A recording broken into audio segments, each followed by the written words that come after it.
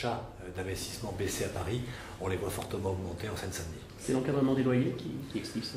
Alors vous avez pas mal de paramètres, vous avez la cherté du marché parisien, mais qui n'avait pas découragé les gens avant, et puis la rentabilité. Et si vous mettez à la fois la cherté du marché parisien en perspective avec l'encadrement des loyers, vous avez des rentabilités qui sont aujourd'hui dégradées, et des gens qui préfèrent aller acheter ailleurs. Et du coup, ça fait peser les menaces, selon vous, sur le parc locatif privé, par exemple? Le parc locatif privé se dégrade. D'abord, il y a moins d'acheteurs, donc moins de propriétaires. Il faut rappeler que pour qu'un locataire puisse se loger, il faut un logement. Et pour qu'un logement, il faut qu'il y ait un propriétaire. Et l'autre phénomène, c'est que vous avez le phénomène Airbnb qui vient assécher le parc, et que ma conviction, et que dans quelques années, on va avoir une véritable pénurie de logements privés disponibles en location, parce que les propriétaires d'un côté choisissent de le mettre en location différemment, Airbnb par exemple, ou choisissent de quitter le marché parisien pour aller acheter en première couronne. Donc il y a un vrai risque de pénurie de logements à Paris. 2016, comment vous voyez les choses? 2016 devrait être un copier-coller de 2015, avec un marché qui serait assez stable sur les prix.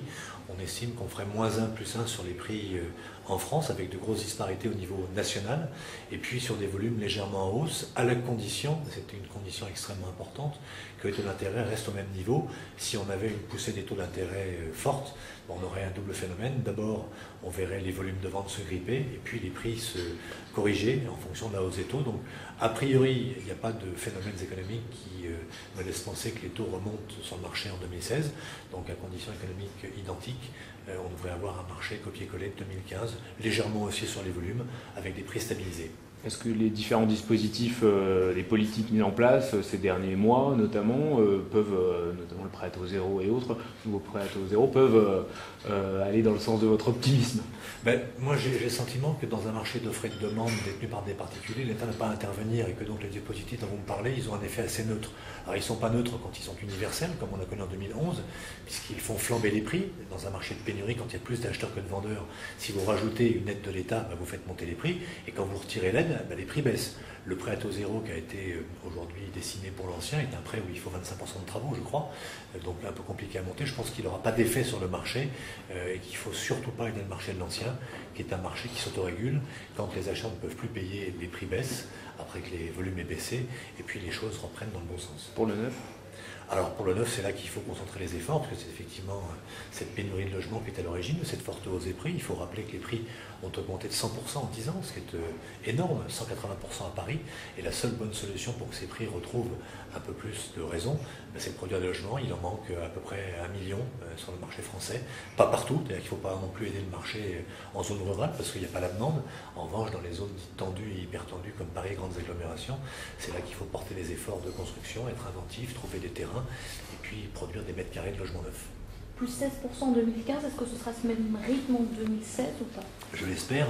Alors ça, c'est le chiffre du réseau. On pense que le marché, il fera entre 5 et 10%, hors sanctuaire 21. De quoi?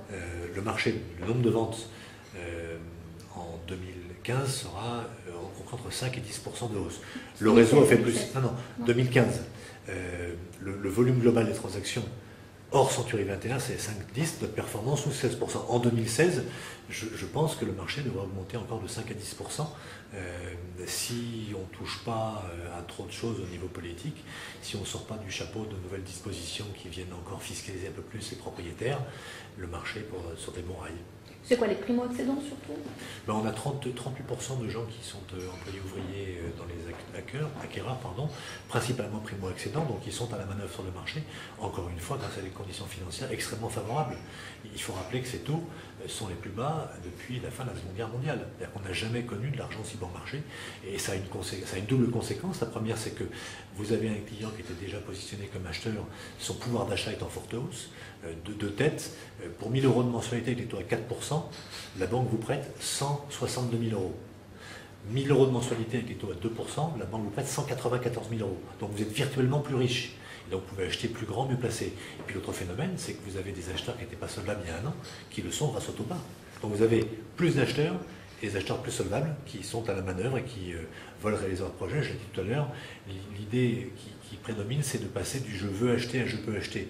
L'achat d'un logement, c'est une équation qui est souvent issue d'un rêve, qui est transformé en projet, et c'est le budget qui permet de résoudre cette équation. Et quand on a un budget qui est plus important, on a un projet qui est plus conforme au rêve qu'avec un budget inférieur. Est-ce que la confiance est déjà là, M. Villemot? La confiance, parce que d'abord, c'est le marché égale. Alors, Et là, vous n'avez pas mentionné toute quelque chose la qui est confiance. extrêmement dur à mesurer, la confiance, parce qu'il n'y a pas d'indices, ou les indices que j'ai pu voir ne sont pas forcément fiables.